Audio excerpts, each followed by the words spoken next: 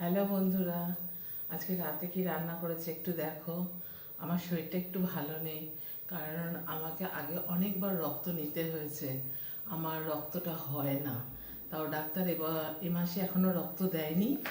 এই কুলেখাড়ার এই ওষুধটা দিয়েছে, বলেছে 1 সপ্তাহ খেতে, খেয়ে যদি হয় ভালো, নাহলে আমাকে ব্লাড নিতে হবে। ঠিক আছে, তো দেখো কি রান্না করেছি। ভাত করেছি, এটা আলু সবজি করেছি, এটা সোয়াবিনের তরকারি করেছি। সোয়াবিন, আলু, টমেটো, জিরে বাটা, আদা বাটা, ধনের গুঁড়ো এই দিয়ে বানিয়েছি। আর একটুখানি মিষ্টিতে রসমালাই বানিয়ে নিয়েছি। বুঝতে পারছো? এই বানিয়েছি।